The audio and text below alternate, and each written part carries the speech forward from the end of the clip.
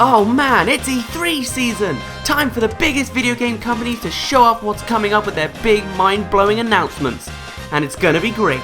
Of course, I was a little late hearing the stuff since I was having exams at the time, but I'll have a look at it on YouTube. Alright, Nintendo at E3 2014 and...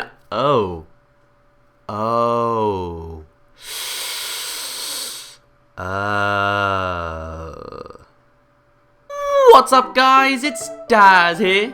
But you don't really care, as Nintendo this year flopped. Badly. Do you know how many games Nintendo showed off? 14.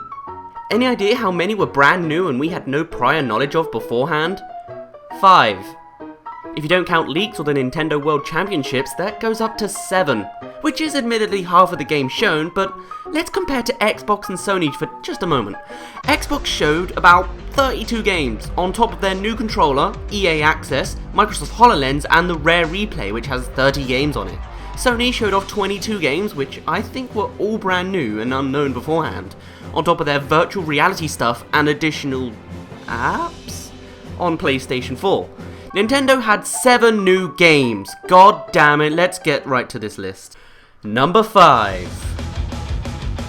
Hyrule Warriors. If I'm honest, this announcement wasn't too bad, but there were so few games shown that I had to put something in this place. I can't exactly say Mario Tennis Ultra Smash was disappointed because of how generic it looks, because that's just bashing the franchise, and not the announcement. And I can't really complain about Mario Maker either, since the game looks pretty good, it's just not new. So Hyrule Warriors. Basically it's overpriced DLC. We get some new characters, the ability to switch players mid-battle and new items, but you need to buy the full-price 3DS version of the game. Only then can you transfer them to the Wii U version you already bought for a full price a few months ago. Also the leak kinda proves the surprise in this one, so oh well. Number 4. Okay, this one's more of a personal thing for me due to my own stupidity, but Yokai Watch disappointed me. Mainly because of that one shot of the capsule toy vending machine. I thought they were Pokeballs, so you can see where I was thinking at the time. Though apparently, this game is really popular in Japan, so maybe it won't be so bad. Number 3. I'm gonna say it, Star Fox Zero. I know, it's great that we're finally getting another installment of the franchise, but it just seems bland. During the 64 era, Star Fox was breaking new grounds, pushing the absolute limits to make the game look amazing to the player. And here it just looks empty. On top of that, it's not new. We heard about the game last year at E3, so it's not that special anymore. If this was the first we heard of it, things would probably be better. But it's not. And Star Fox looks like a downgrade compared to other Nintendo games of today. Hopefully we'll see improvements since the game's still being developed, but I don't know. Number 2. Metroid Prime spin-offs. This one's pretty self-explanatory. Why? We already saw the games played at Nintendo World Championships and people didn't like it. Then they slapped on a Metroid label to it and it still doesn't look impressive. Football with arm cannons. Riveting. Can we have a proper game, please? Number 1. Man, you know, Animal Crossing Happy Home Designers looks pretty cool. It's a shame that the amiibos for the characters were only in card form. Oh, wait, no. Wait, what's this? Oh! Look, it's so pretty. What? No. Animal Crossing Amiibo Festival. I don't get mad very often, but this made me mad. Why? The marketing team behind this must have known what they were doing. Isabelle comes out with this beautiful HD looking environment that just shouts, Animal Crossing is on the Wii U. And then you look down and see a series of board spaces. Mario Party ripoff.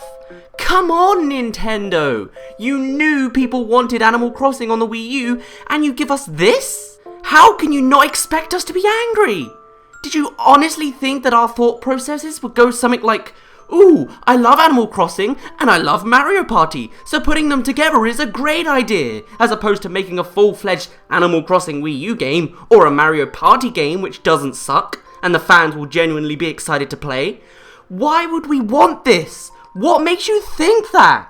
Not to mention, You need an amiibo for every player. So a full-priced game, along with an amiibo, can be quite expensive. And that's if you want to play alone. If you want to play with friends, I doubt they'll buy their own amiibos, especially since they probably don't even have a Wii U.